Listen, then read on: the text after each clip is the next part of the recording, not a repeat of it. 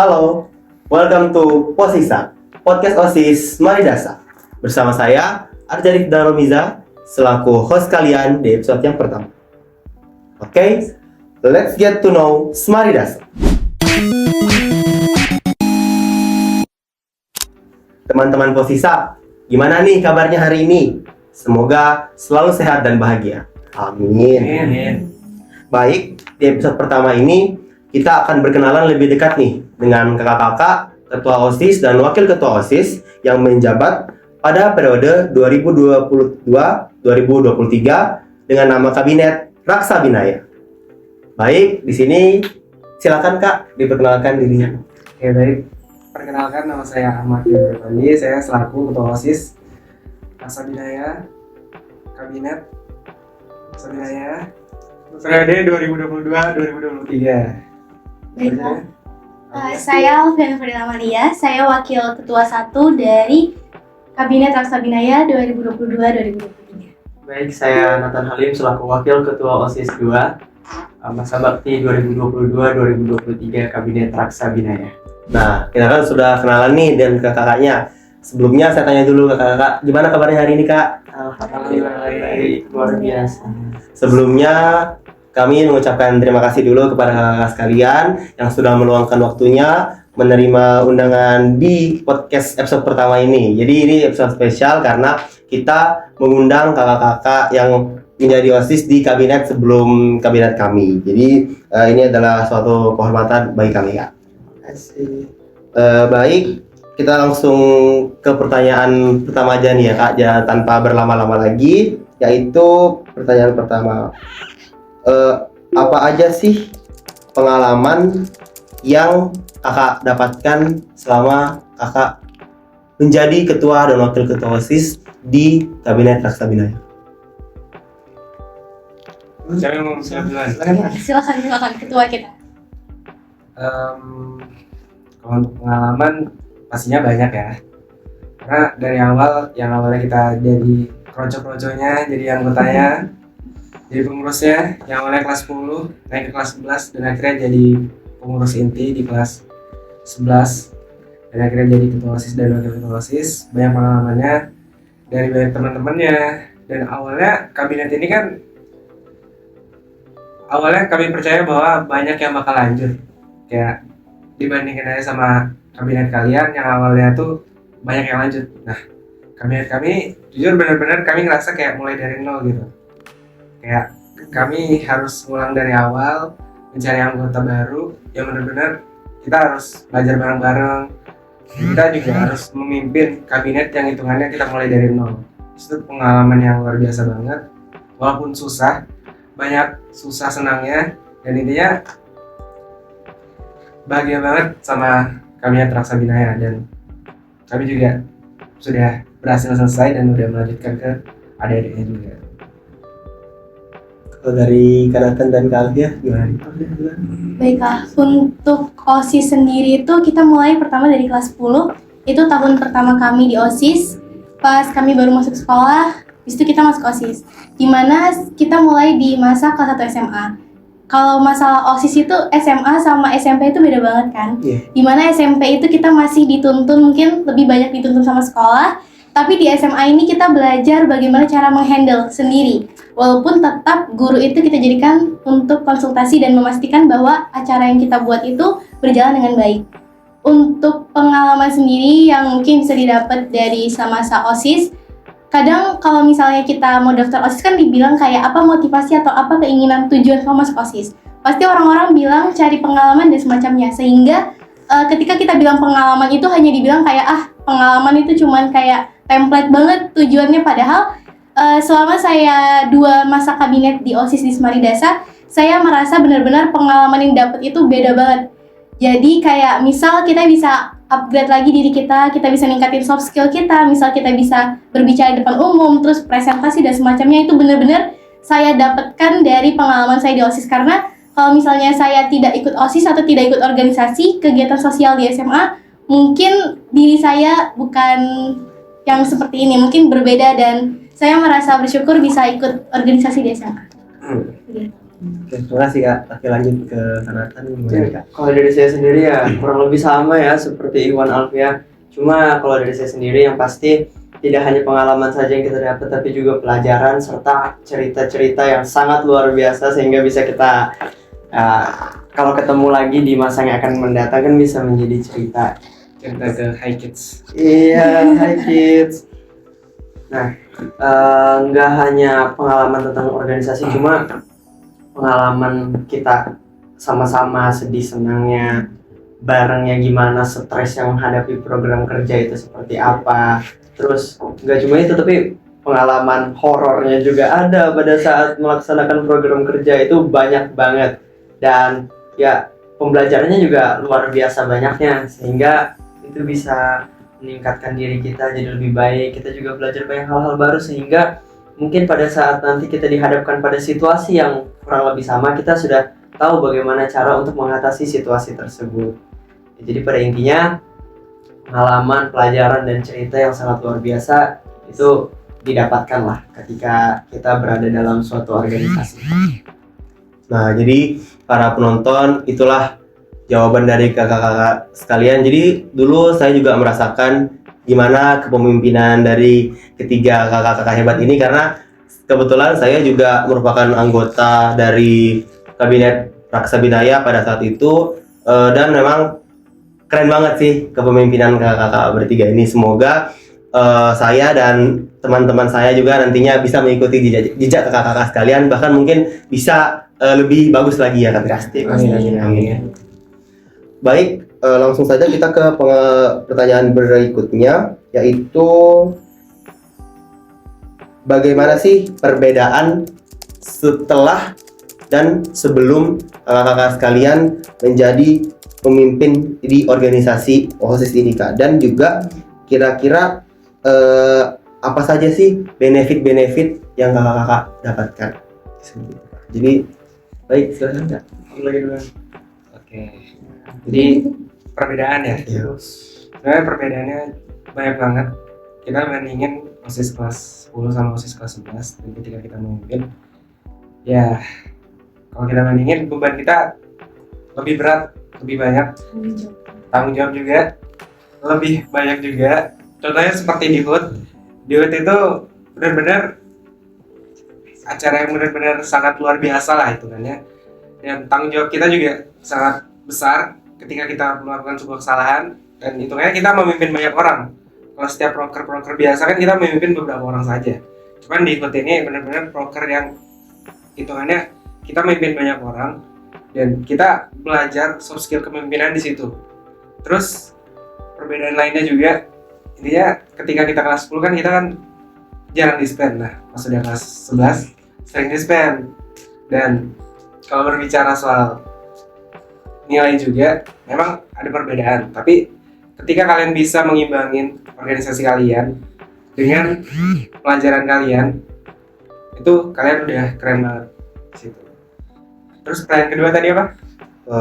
Benefit ya. Benefit ya. Benefitnya banyak. Pertama, kita dapat banyak teman nih. Teman dari yang awalnya nggak kenal, yang masuk organisasi kita. Kedua, kita bisa belajar mengendalikan ego kita untuk ke teman-teman kita juga. Ketiga, kita bisa belajar soft skill kepemimpinan yang bisa dipakai di masa depan nanti kelak, entah di dunia perkuliahan atau bahkan di dunia pekerjaan nanti. Iya, benar. Baik, langsung saja kita lanjutkan ke Pertama tadi apa? perbedaan setelah dan sebelum jadi pemimpin organisasi. Mungkin saya jelaskan dulu. Pada saat SMP, saya itu tidak mengikuti organisasi apapun, sama sekali tidak mengikuti organisasi apapun. Namun setelah masuk SMA 10, saya jadi ada keinginan untuk ikut organisasi, dan akhirnya saya masuk OSIS untuk pertama kalinya di SMA ini. Nah, perubahan yang pastinya terjadi yang saya rasakan adalah waktu kita lebih banyak dihabiskan untuk berkegiatan organisasi, karena banyaknya program kerja, banyaknya rapat dan lain sebagainya, itu mengharuskan kita untuk dapat membagi waktu antara kebiasaan kita sebelum masuk organisasi dan setelah masuk organisasi. Nah, mungkin itu sih ya perbedaannya terkait waktu, dan juga kalau untuk benefitnya sangat amat banyak bagi saya. Yang pertama adalah seperti yang disampaikan Ikhwan, kita mendapatkan teman baru. Dari yang awalnya kita tidak mengenal mereka sama sekali, kita menjadi kenal sama mereka.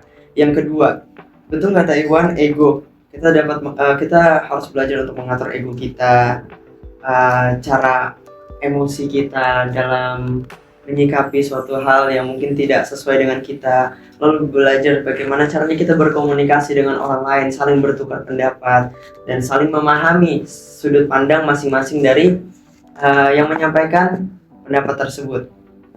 Yang keempat, tidak hanya teman-teman di sekolah, namun kita juga mendapatkan banyak relasi di luar, banyak forum-forum ataupun kegiatan dari pihak luar yang mengundang organisasi sekolah, dan ya OSIS SMA 10 mengirimkan beberapa perwakilannya untuk mengikuti kegiatan tersebut, sehingga kita bertemu teman-teman baru mungkin dari sekolah-sekolah lain ataupun teman-teman perkuliahan kita juga bisa temui di situ. Dan yang terakhir mungkin ya, bagaimana cara kita mengatur waktu agar apa yang kita lakukan itu semuanya bermanfaat dan tidak merugikan kita sama sekali, terutama di bidang pendidikannya. Itu saja sih. Oke, baik Kak, kita langsung lanjut saja ke Kak Alfi. Saya nambahin sedikit ya, karena Ya, Kak. pasti pemaparan dari mereka udah banyak banget dan kalian sudah tahu jelas. Untuk pengalaman sendiri itu sebenarnya bagaimana perbedaannya ketika kita menjalani hari-hari sebelum masuk OSIS dan sesudah. Kayak misal sebelum kita masuk organisasi itu kan mungkin tanggung jawab kita cuma ada di diri kita sendiri. Jadi mungkin kita juga lebih ke merhatiin mungkin gimana diri kita, atau enggak kita cuma hari-harinya mikirin kayak aku mau ngapain besok dan semacamnya gitu. Tapi ketika kita memiliki organisasi dan dipercaya untuk memimpin sebuah organisasi, pastinya perbedaannya juga ada di hari-hari kita menjalani hari. Misal kayak saya mikirin gimana diri saya dan juga bagaimana saya bisa menjalankan tanggung jawab yang saya pegang gitu. Itu perbedaannya. Dan untuk benefitnya sendiri itu jelas banyak. Tapi yang mau saya highlight di sini adalah benefit yang paling saya rasakan, di mana orang-orang itu jadi memiliki kepercayaan kepada saya ketika saya memiliki sebuah tanggung jawab dan saya bisa berusaha buat menjalankan tanggung jawab itu dengan baik, dan orang-orang percaya kepada saya. Itu membuat saya menjadi lebih bisa mengeluarkan apa yang bisa saya miliki. Misal kayak saya dipercaya untuk menjadi ketua panitia di sebuah acara. Dengan kepercayaan orang-orang yang orang-orang taruh kepada saya bisa semakin percaya diri gitu menjalankan tugas saya. Dan juga benefit-benefit lainnya pasti jelas seperti yang disampaikan. Misal kepercayaan diri kita juga lebih meningkat, terus teman-teman kita juga bertambah banyak, dan yang lain-lainnya. Tapi yang paling utama tentang kepercayaan itu sih. Ketika kita bisa menjalankan apa yang diberikan kepada kita dengan baik, maka itu menjadi sebuah, ya, nama kita juga menjadi nama yang baik. Dan mungkin ketika kami lulus dari sini, semoga kami juga bisa meninggalkan hal-hal yang baik seperti itu. Kebenarkan. Terima kasih Kak Nal. Jadi para pendengar, itulah tadi beberapa pemaparan yang sudah disampaikan oleh kakak-kakak kita. Nah, jadi lingkungan itu sangat berpengaruh ya. Jadi kalau kita memang berada di lingkungan yang baik, maka diri kita itu akan terikut baik. Tapi ketika kita berada di lingkungan yang buruk, maka keburukan juga akan mendatangi kita. Jadi teman-teman sekalian memang harus pandai-pandai dalam memilih dan memilah lingkungannya sendiri. Nah, jadi itulah tadi beberapa pesan dari kakak sekalian. Baik, kita lanjut aja ke pertanyaan berikutnya. Nah, pertanyaan ini lumayan menarik nih Kak. Karena banyak anak-anak yang ingin masuk ke organisasi tapi dilarang oleh orang tuanya. Nah, kalau dari kakak-kakak sekalian, gimana sih Kak awalnya masuk organisasi supaya dapat tanggapan yang enak nih dari orang tua gitu, kayak tanggapan yang tidak mengecewakan dari orang tua. Soalnya banyak di zaman sekarang yang orang tuanya itu lebih memaksakan anak-anaknya untuk belajar, tetapi tidak diimbangi dengan masuk organisasi. Nah, kalau dari tanggapan dari kakak-kakak sekalian, gimana nih? Aku duluan ya. Silakan. Karena punya jawabannya, aku duluan ya. Baik, kalau dari saya, ini kan terkait orang tua. Kalau saya jujur, saya awal masuk organisasi OSIS ini, entah di SMP atau di SMA, saya gak ada ngasih tahu orang tua saya. Pertama itu. kedua, dan ketika saya jadi ketua OSIS, saya sebelumnya nggak ada ngomong sama orang tua saya, dan bahkan orang tua saya aja tahu saya jadi ketua OSIS itu dari orang lain gitu. Nah, tapi positifnya orang tua saya tetap ngedukung saya karena kuncinya di sini. Kalian jangan sampai menunjukkan sebuah kemunduran ketika kalian udah mendapatkan tanggung jawab tersebut. Dalam artian, kita ambil contoh di nilai rapor kalian. Ketika kalian sebelum jadi masuk OSIS, sebelum jadi pengurus OSIS, nilai rapor kalian 90. Dan ketika kalian masuk di organisasi OSIS, nilai kalian turun jadi 85. Nah, hal itu menjadi tanda tanya kepada orang tua kalian untuk kalian, dan itu bisa menjadi indikator membuat kalian dilarang untuk berorganisasi lagi. Intinya kalian harus mengimbangin organisasi dan kehidupan kalian sebelumnya gitu. Itu aja Kak. Baik, kita lanjut ke Kak Nathan atau Kak Alfi nih Kak. Jadi Kak, kalau misalnya Iwan itu kan dia nggak bilang sama ortunya dulu. Kalau saya sebenarnya bilang, tapi mungkin di antara kami bertiga, saya yang lumayan dijaga ketat kayak sama orang tua. Nah, ya itu bahasanya mungkin. Tapi di sini bagaimana saya mengatasinya? Yang pertama, pasti kalian harus ngabarin dulu orang tua kalian. Kalian ngapain? Misal hari ini tuh, ini juga sedikit tips ya mungkin buat anak-anak OSIS juga. Misal hari ini kalian itu normalnya pulang jam 3:30, tapi kalian ada rapat buat nyiapin proker. Kalian jangan asal pulang lambat aja karena pasti orang tua nyariin kan, loh kemana anak saya kok belum pulang. Jadi kuncinya adalah komunikasi. Misal izin Bapak, Ibu, saya izin pulang lambat karena saya ada rapat. Nah, itu yang membuat orang tua itu tidak berpikiran negatif kepada kita karena daripada kita pulang terlambat terus kita menjelaskan dan akhirnya orang tua kita keburu marah, lebih baik kita meng-clearkan apa yang terjadi. Jadi kayak gitu. Jadi next tipsnya juga mungkin semisal kalian itu pulangnya lambat banget, terus kalian kayak misalnya kayak udah ngejalanin kegiatan nih, kalian pulang itu sekitar malam jam 9, jam 10. Itu kan kebanyakan orang tua juga mungkin marah ya, kayak kok anak saya baru pulang jam segini gitu kan. Nah, tipsnya itu sebenarnya ada di diri kalian. Gimana kalian bisa memotivasi diri kalian sendiri. Semisal kalian pulang jam 10 tapi muka kalian tuh kayak udah orang capek, udah tinggal tidur, terus kalian belum makan dan semacamnya, orang tua kalian pasti marah. Karena mereka ngerasa kayak anak saya udah pulang jam 10 malah ngelewatin makan, ngelewatin hal-hal yang harusnya dia jaga. Nah, itu kan malah sakit kan. Orang tua itu nggak mau anaknya sakit gitu. Jadinya lebih baik kalian pulang jam 10 tapi kan sudah makan. Terus ketika kalian pulang juga tunjukkan kalau kalian itu sebenarnya enjoy sama kegiatan kalian. Jangan kalian menunjukkan bahwa kalian tertekan pulang jam 10 itu, jangan, tapi enjoy. Jadi pas pulang ya udah, Bun, pulang tadi gini terus bawa suasana yang baik, dan itu membuat orang tua semakin yakin kalau oke, anakku itu enjoy sama kegiatan ini dan anakku itu memang senang menjalaninya, bukan merasa tertekan. Itu sih yang ngebuat walaupun saya diawasi dengan ketat, tapi sampai saya demisioner pun orang tua saya tetap mendukung saya penuh karena orang tua saya tahu kalau saya itu senang di OSIS dan itu menjadi dampak baik kalau buat saya. Seperti itu. Keren banget ya Kak Alfi ini. Baik, lanjut aja langsung ke Kak Nathan. Kalau dari saya sendiri ya, yang pasti kita harus ngomong dulu tujuan kita ke orang tua untuk mengikuti organisasi ini apa.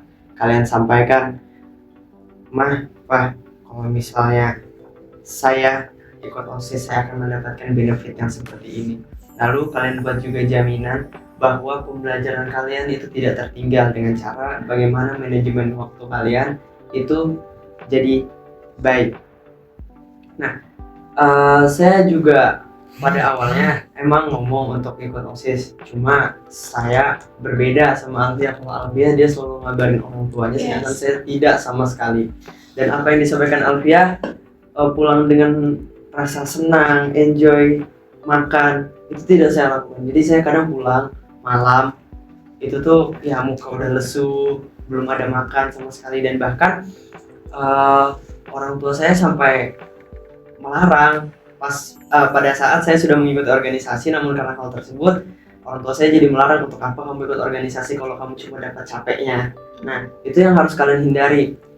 Yang disampaikan Alfian tadi benar, kalian harus enjoy, harus senang, harus ya makan, harus perhatian juga lah sama diri kalian sendiri. Nah, baru kalian juga butuh dukungan sekitar. Pada saat itu saya memang tidak, karena memang ambis banget ya untuk di organisasi, sehingga jarang ada waktu untuk di rumah. Sampai orang tua saya ya pastinya tidak senang dengan hal tersebut. Ya ini memang kesalahan saya, mohon maaf, jangan ditiru. Nah, cuma dukungan sekitar yang saya dapat adalah dari kakak saya. Kakak saya waktu itu menyampaikan ke bapak saya, disampaikan hal simpel saja.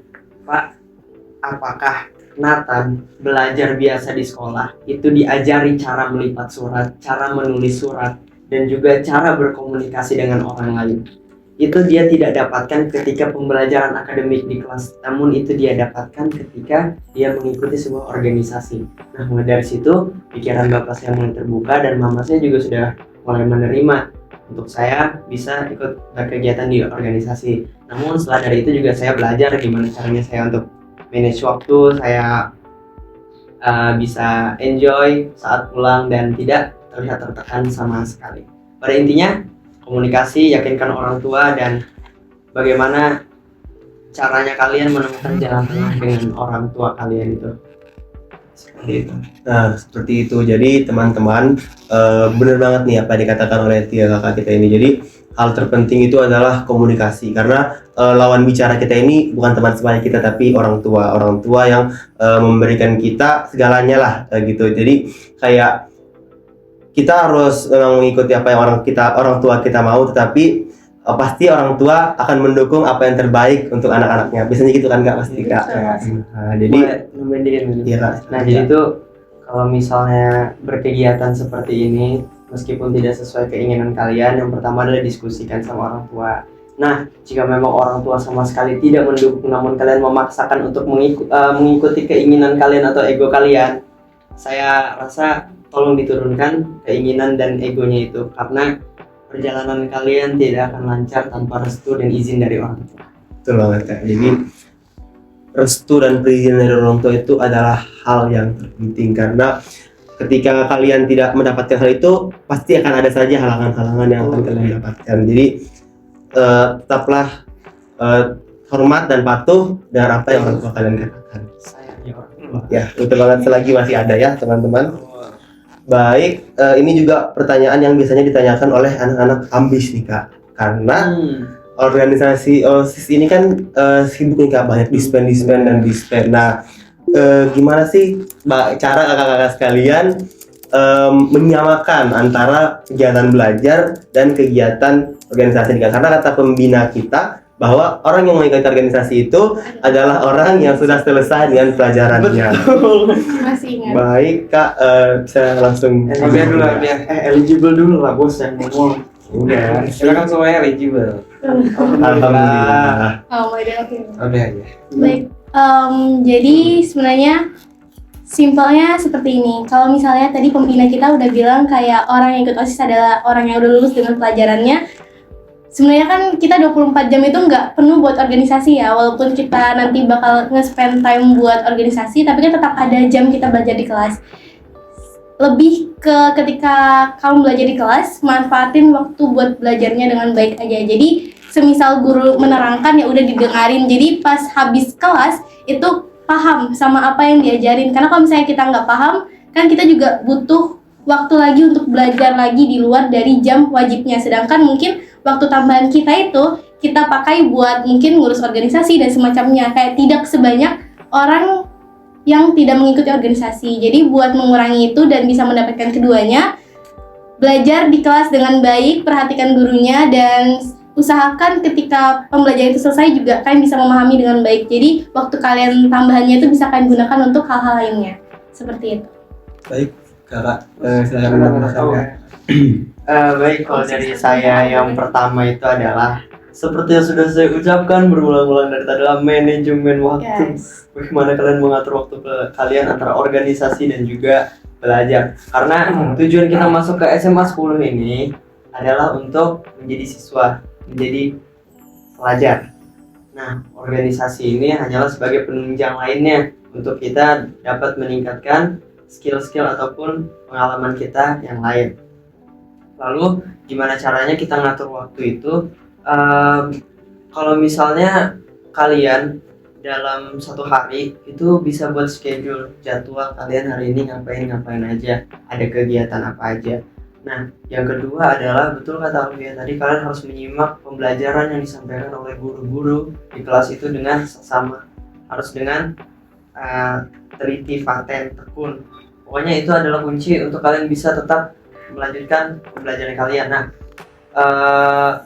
dan juga jangan lihatkan muka kalian yang lesu, yang lelah, yang ngantuk pada saat pembelajaran di kelas, karena nanti akan timbul omongan negatif dari pihak-pihak guru.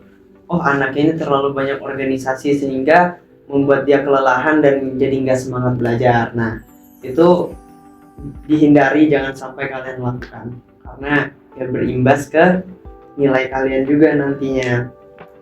Lalu untuk gimana ya cara mengimbanginya ini ya, selain schedule tadi adalah kalian disiplin. Setelah kalian membuat schedule tersebut, kalian harus coba disiplin untuk tetap melakukan hal tersebut setiap harinya, dan sempetin setiap selesai pelajaran itu di review materinya apa aja. Pas pulang sekolah di review lagi materinya apa aja, dan kalau misalnya malam sebelum tidur mungkin belajar sedikit, ya bisa di review lagi materinya yang sudah dipelajari tadi, jadi lebih paham dan lebih masuk. Itu aja sih. Lebih ke kemauan ya nggak sih? Iya, Kalau kemauan, misalnya benar. udah tahu waktunya itu sedikit kayak banyak kebagi, berarti harus punya kemauan untuk ya udah kamu belajar lebih keras dan kamu juga harus bisa ngejalankan tanggung jawabmu dengan lebih keras lagi. Betul banget ya, Kak. Jadi motivasi kita harus lebih dari orang-orang yang tidak mengikuti organisasi. Tujuan, harus ada tujuan juga, harus ada goals untuk kalian bisa melakukan hal tersebut. Kalau cuma motivasi dorongan dari dalam diri itu nggak akan bisa. Kalian harus punya tujuan ataupun goals untuk bisa mendorong diri kalian sendiri. Dengar dari kita lagi. Baik, dari Kak Iwan gimana nih, Kak? Ya bos. Kalau dari saya jujur kurang lebih sama mereka berdua. Tapi kalau mereka berdua kan ngebahas tentang manajemen waktu. Kalau dari saya lebih ke kayak kalau di SMA 10 sama Reina ini kan kita ngebahas tentang nilai ya. Dari semester 1 sampai semester 5 untuk kalian daftar SNBP di perkuliahan nanti. Jadi sedikit tips saja. Kita anak OSIS kan hitungannya punya satu langkah lebih maju lah. Kayak kita kenal sama guru-guru yang lebih banyak daripada anak-anak biasa gitu. Kita bisa manfaatkan hal tersebut dalam artian guru ini pembina kita, contoh. Guru ini ngajar kita di kelas juga. Guru ini kan udah memiliki kedekatan sama kita dan kita bisa memanfaatkan hal tersebut, tapi bukan sebagai orang dalam gitu, bukan. Dalam artian kita bisa sering nanya, sering konsul-konsul, sering nanya-nanya tugas yang awalnya kita konsul tentang organisasi, kita alihkan untuk konsul tentang tugas. Sebenarnya privilege gitu ya. Benar, karena guru-guru tuh senang ketika siswa-siswinya sering bertanya gitu. Aktif bertanya. Iya, itu juga jadi penunjang lainnya ketika penilaian dari guru-guru adalah yang aktif di kelas, bertanya, maju ke depan, mengerjakan tugas, absen. Dan izin Nat. Dan satu lagi kendala anak-anak organisasi itu berkaitan tentang tenggat. Karena anak organisasi ini kan sibuk banget kan, otomatis tenggat tugas-tugas mereka tuh banyak yang kelewatan. Tapi ingat satu, guru-guru tuh tetap ngasih nilai kalian tinggi. Terserah tugas kalian tuh benar atau enggak, asalkan kalian ngumpul tepat waktu. Itu kuncinya di situ. Beberapa guru kayak gitu. Karena guru pasti menghargai apa perjuangan dari siswa-siswanya gitu kan, Kak. Ngelihat oh siswanya nih ternyata benar-benar memperjuangin seperjuang itu untuk kerjain tugas dari dia gitu, walaupun orang ini sibuk. Jadi gitu ya teman-teman, pesan dari 3 kakak hebat kita itu. Jadi kita harus berikan dulu di mana tujuan kita sebenarnya. Jadi tujuan kita sebenarnya untuk bersekolah itu adalah belajar. Jadi selesaikanlah dulu pelajaran teman-teman sekalian, baru teman-teman menyelesaikan masalah di organisasi. Karena tujuan kita masuk ke sekolah itu, tujuan utamanya itu adalah sebuah pelajaran. Tapi kita tidak boleh melupakan bahwa organisasi ini juga sangat berguna untuk diri kita dan untuk masyarakat di sekitar kita. Jadi kalau pelajaran guru mengajarkan ke kita, ya sudah stop di kita. Tapi kalau organisasi, kita memberikan benefit bukan cuma untuk diri kita, tapi untuk semua orang di sekitar kita. Jadi seperti itu teman-teman. Baik, selanjutnya ini berhubungan tentang hubungan antar organisasi nih Kak. Nah, jadi kita kan punya organisasi yang bernama MPK. Nah, jadi MPK ini adalah organisasi yang mengawasi jalannya program kerja OSIS. Gimana cara kakak-kakak sekalian berkomunikasi atau cara kakak-kakak sekalian memberikan progres atau mungkin apa saja yang ditanyakan oleh MPK, kakak-kakak sekalian harus bisa menjawab karena itu adalah sudah tanggung jawab kita sebagai anggota OSIS. Nah, gimana nih cara kakak sekalian biar tetap plek dengan anggota atau ketua MPK-nya nih Kak? Gimana nih, Kak? Dari kita ya? Oke, jadi ini kan berkaitan tentang MPK ya. MPK kan bisa dibilang partner OSIS.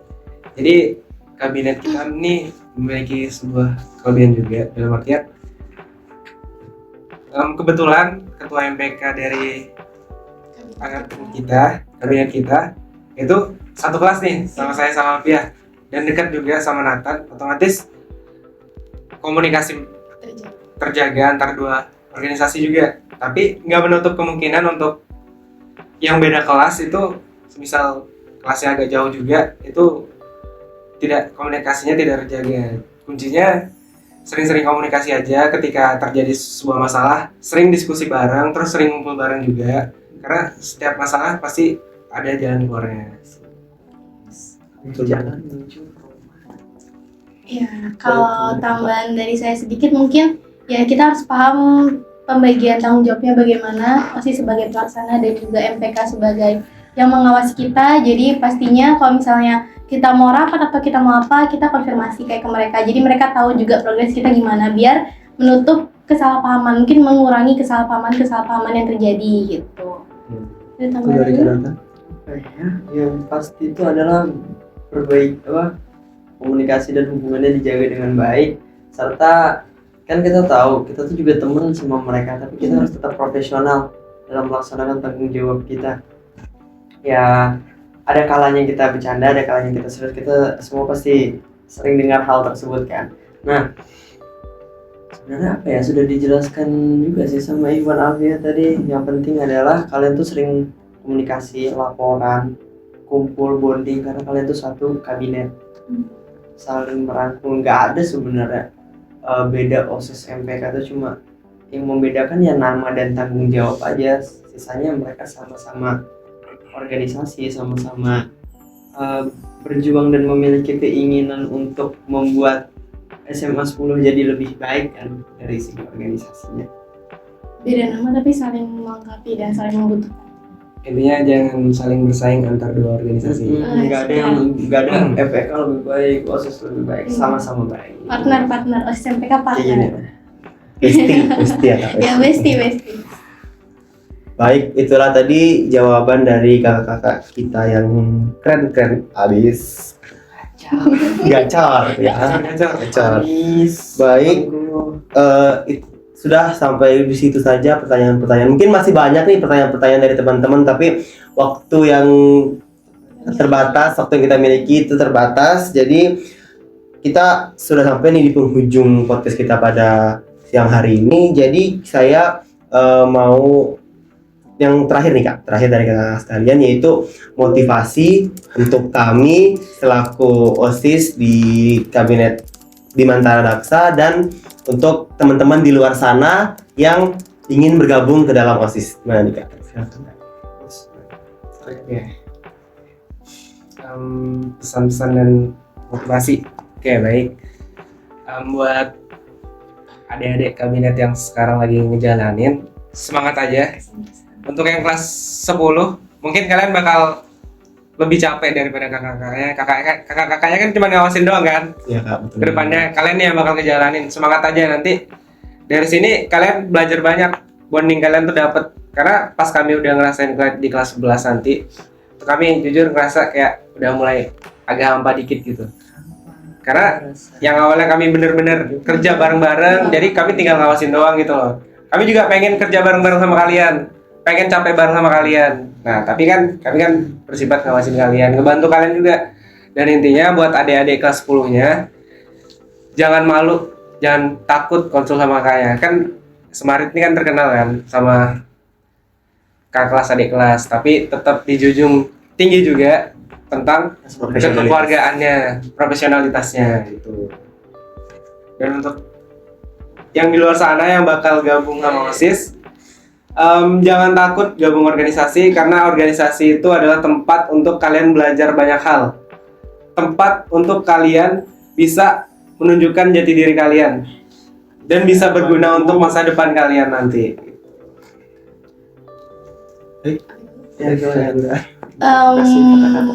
Buat pesannya, selama kalian memiliki tanggung jawab, kerjakan tanggung jawab itu dengan baik dan berusaha buat kasih kesan setiap kali kelar acara tuh, oh acara ini jadi acara yang baik dan emang acara yang bermanfaat gitu. Itu pastinya karena tugas kalian kan memang dikasih kepercayaan buat membantu sekolah, membantu untuk menjaga juga teman-teman. Nah itu dijalankan dengan baik. Dan buat mungkin orang-orang yang masih mau gabung organisasi tapi masih ragu, kalian harus percaya selama kalian join organisasi itu nggak bakal ada hal yang merugikan kalian selagi kalian menjalankannya dengan baik, karena rugi atau enggaknya itu kan tergantung kalian. Nah kalau misalnya kalian udah percaya kalian mau masuk OSIS dan kalian bakal dapat benefit, itu pasti kalian dapatkan, karena memang di sini itu tempatnya untuk kita saling ngerangkul dan kita belajar bareng, jadi pasti dapat banyak manfaat dan manfaatnya bisa kalian rasakan sendiri pas kalian sudah join. Oke, jadi join OSIS. Ya, jadi buat kalian yang masih ragu-ragu mungkin bisa tahun depan join OSIS lagi join karena organisasi itu organisasi yang paling seru di sekolah, karena ini juga kita berwenang untuk mengurusi seluruh siswa-siswi di SMA Negeri 10 Samarinda. Jadi bayangkan lambang organisasi kalian dipakai di semua dada anak SMA di baju putih abu-abu. Jadi kita harus bangga masuk atau menjadi anggota dari bagian OSIS, karena selain seru itu juga memberikan pengalaman yang berharga untuk kehidupan kalian selanjutnya. Baik, singkat aja ya. Buat kalian yang saat ini sedang berada di organisasi, tetap semangat, tetap amanah, laksanakan tanggung jawab kalian dengan sangat baik. Jangan sampai terganggu oleh hal-hal lain. Ingat kalian punya prioritas dan kalian bisa mengatur hal itu sesuai dengan diri kalian sendiri. Dan pesannya untuk yang mau masuk OSIS, jangan takut masuk OSIS karena akan ada banyak hal luar biasa yang kalian dapatkan di sini. Itu aja. Semangat. Terakhirnya semangat. Jangan lupa makan, jaga kesehatan. Tiga nih, iya, jaga lupa makan juga. Kalian harus menumbuhkan rasa kekeluargaan. Sebelum rapat makan dulu. Oke, nah. Ya, lancar. Ya, jadi jangan sampai lupa makan kalau masuk organisasi. Kalau lupa makan, ya takutnya nanti terganggu kesehatannya, malah nggak maksimal di organisasinya. Buyar semua. Nah, baik teman-teman sekalian, sampailah kita di penghujung podcast OSIS Maridasa di episode pertama ini. Semoga apa yang telah dijawab oleh kakak-kakaknya dapat menambah wawasan dari teman-teman sekalian. Amin. Dan kami juga mengucapkan terima kasih kepada Kak Iwan, Kak Alfia, dan Kak Nathan yang sudah mau bergabung di podcast OSIS Maridasa di episode pertama ini, yaitu episode spesial. Baik, terima kasih teman-teman yang sudah menonton podcast ini. Sampai jumpa di podcast selanjutnya di Instagram OSIS Maridasa dan Spotify OSIS Maridasa. Smardasa turning up. Bye bye. Bye. Bye.